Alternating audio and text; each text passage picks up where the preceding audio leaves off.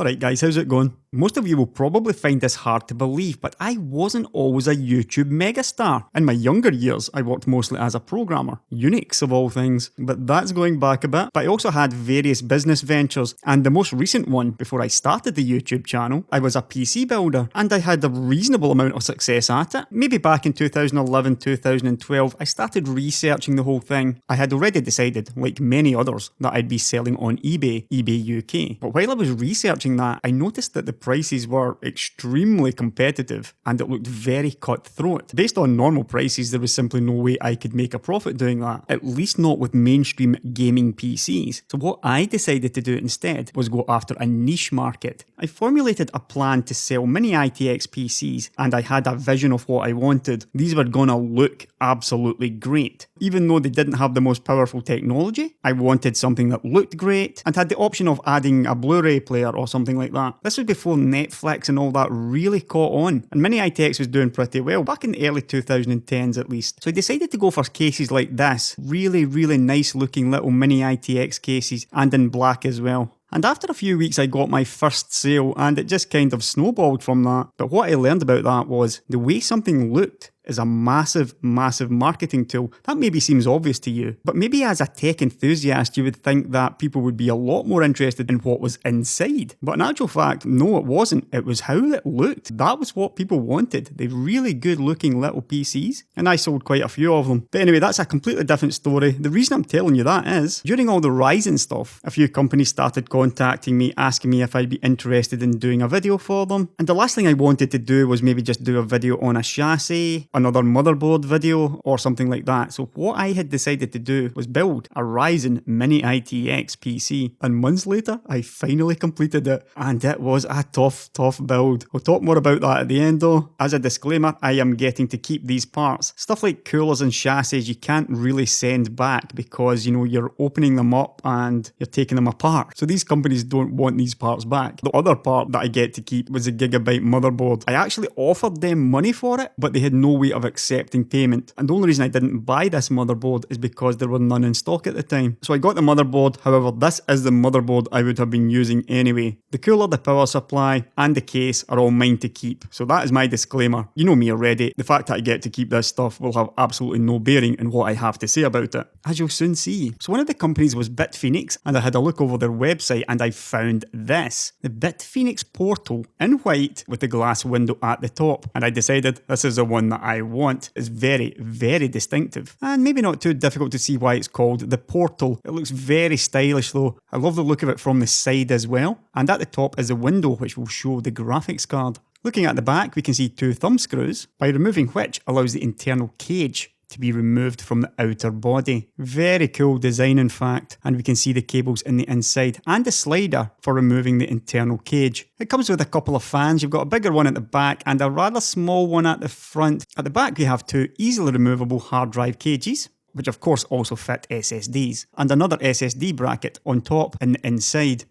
Moving on to my choice of motherboard, which was Gigabyte's AB350N Gaming Wi-Fi. It comes in a tiny little box, and it's a great looking little motherboard. Very good looking indeed. I'm always amazed at how these guys manage to squeeze so many features into such a tiny area, and Gigabyte have done a really good job while keeping the board looking good. Now you've got a bunch of USB as usual on the back panel, your Wi-Fi, your audio, and also a couple of display outputs there, and on the back you've got a single M.2 slot. But for this build I'll just be using normal SSDs. The package of course comes with the backplate, the Wi-Fi, manuals, drivers and a couple of SATA cables. Now Be Quiet had also been in contact with me, and so I asked them for a small form factor power supply and a mini-ITX cooler. They actually sent me two of each. For this build though I'm using their newer SFX L Power 500 watt 80 plus gold power supply. The box has everything you'd expect, including the manual and cables. It's a really nice looking power supply. Appears to be very well built. As we can see here, it is really very small, not that much bigger than a solid state drive. Now there's a quick shot from the back, and here we can see all the specs. 41.7 amps. This is a quality power supply. as you would expect from an 80 plus Gold. And very importantly, of course, it is fully modular. You don't have a lot of space in these mini-ITX chassis. The last thing you need is extraneous cables just getting in the way. And here are all the connectors. It's nice here to see 4 8-pin PCIe connectors. The cables might just be a little bit long though, and this might cause an issue. Now, the first cooler I tried didn't quite work out. More on that later. So I instead opted for the Pure Rock Slim, quiet and compact cooling for up to 120 watts of TDP. This was quite a simple package with a heatsink, a single fan and a separate AM4 adapter. And also, quite importantly, some very easy to follow instructions. For the CPU, I have chosen AMD's #1 bestseller, the Ryzen 5 1600. And I also stuck in 16GB of Corsair Vengeance LPX. I wanted to see if Gigabyte's newest BIOS could run this memory at the rated speed of 3 GHz, and it did with no problems. Right, so we'll start by removing the Intel bracket from the CPU cooler. A very simple task of unscrewing the 4 screws. The AM4 bracket is pretty much this. We can see the 2 notches in the centre, which fit over the notches on the block on the heat pipes. Installing the cooler on the motherboard was really quite simple. I started off with the latch near the PCIe slot on the right hand side, and then it's a simple case of the latch on the left hand side and then locking the lever. The fan will be connected using the 2 metal clips. Something I normally try to do is squeeze the cable underneath the adapter. That should help to keep it out of the way, and then connect it to the CPU header on the motherboard. Fitting both clips into the holes like so, then you simply push the fan on and clip it in place like so. Probably the simplest CPU cooler installation I have ever done, so that was good.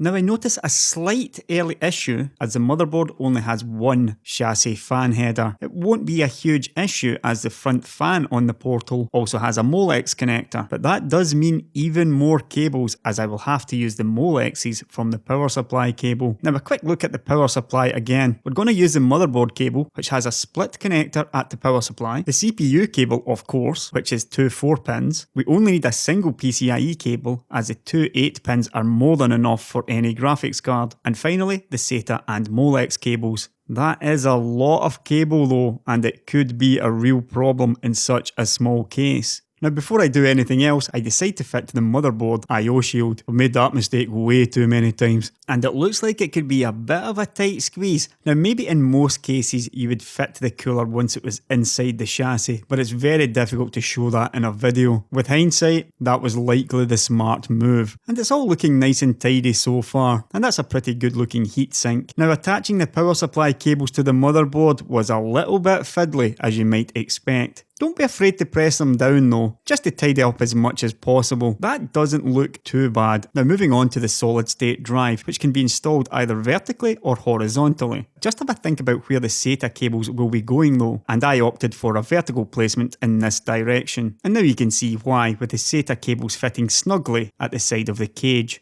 Now I decided to give this PC to my girlfriend as one of her birthday presents, and she had an older Corsair SSD which she would want to keep, and that was a simple case of fitting into the hard drive bracket and pushing in. It actually went in a lot easier than I expected, and so I decided to add the second bracket rather than just leaving it lying around. The choice is up to you though, because it is quite tight in there. Now we're getting towards the end, and the part that I am really not looking forward to. Yep, it's the front panel connectors, the HD audio and the USB 3. This will not be fun. And the lengthening shadows probably tell you just how long this took. It really was not an easy task at all. And in fact, I had to remove the motherboard screws in order to get the front panel header in. But finally, just one more element left. The graphics card, which is the Sapphire Nitro RX 570. You can use absolutely anything you want. One of the best looking backplates I've ever seen as well. Good looking card, this one. It was a little bit fiddly to install, but nothing too bad. One issue was the side power connectors. If you're going to use this chassis, you should probably look for a graphics card with PCI connectors at the back of the card rather than at the side. And now we'll find out if the cage is going to fit back into the body. Those PCIe cables make it a little bit difficult, but it just about squeezes all together, and doesn't it just look absolutely great? And here it is, my first Ryzen mini-ITX build using BitFenix's Portal chassis, and it's got a very pleasing look about it. But as any PC builder will tell you, the moment of truth is pressing the power button. The light comes on instantly, and the graphics card spins up.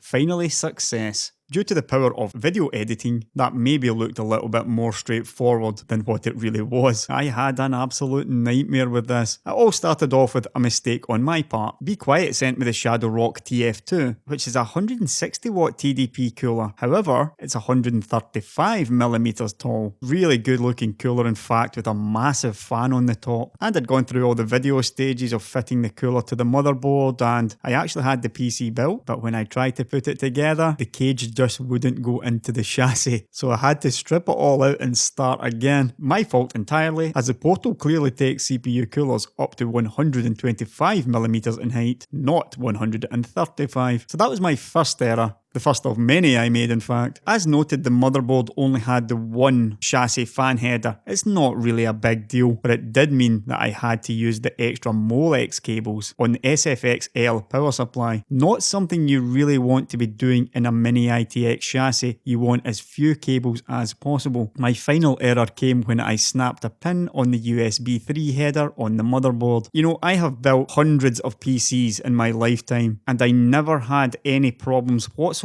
with USB 2 headers. I never snapped any pins on those. But with these USB 3 headers, the last two builds I have done, which has been this one, and my own PC, which is the 1800X and MSI titanium motherboard, I also broke one of the USB 3 pins on that. I don't know what the hell's going on there, but the cable and header doesn't really seem to fit together very satisfactory in both cases, so I'm just sort of assuming that this is how it is with these USB 3 headers. So that's something to look out for. Try not to force it, because if you've not got it in properly, you're going to bend and break a pin. Guaranteed. This does mean that one of the side USB 3 ports doesn't work. It's not a disaster, because that side of the chassis is up against the table anyway, so she wouldn't be using those in any case. So that was pretty much that. The fact about being a PC builder is you get to know which chassis are good, and once you get to know the chassis better, then subsequent builds become easier and easier. I could do this again tomorrow and it would take much less time. But that's not to say I would necessarily go with all of these parts together again. But again, that was completely my fault. I did not do enough research. Individually, the parts are all absolutely great. I was really impressed by how easy the cooler installed, especially compared to the previous one, the ShadowRock TF2, which was not so easy to install. If you do need that 160 watts of TDP dissipation, then this would be a good cooler to go for. It was a difficult installation though, and the Pure Rock Slim was really easy. I would certainly consider using this one again in a future mini-ITX build. Again, the one and only real drawback to the power supply was the length of the cables, but it is clearly a very high quality power supply, and it is a difficult one for the manufacturer because there's nothing stopping you from using this power supply in a full ATX case, which is why the cables need to be that length. The Gigabyte motherboard, absolutely great. Again, maybe missing that one more chassis header, but I'm not going to fault the motherboard for that. In every other instance, it was perfect, and the broken USB 3 pin was entirely my fault. And that finally leaves us with the Portal itself, the chassis, which is really the main event when building a mini-ITX PC.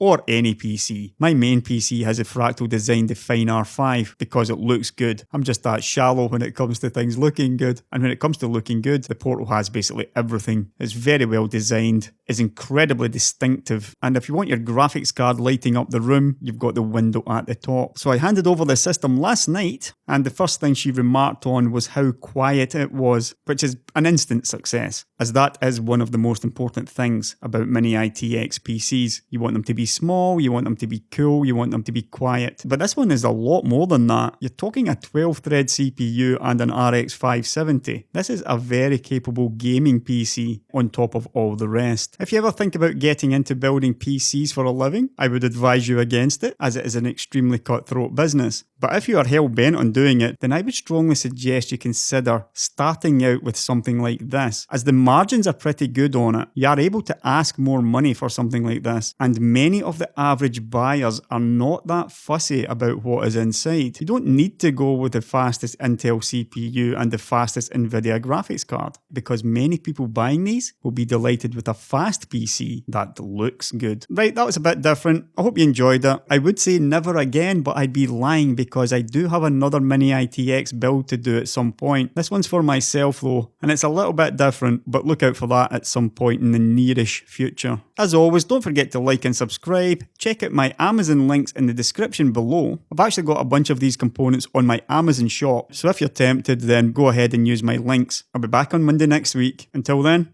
I'll catch you later, guys.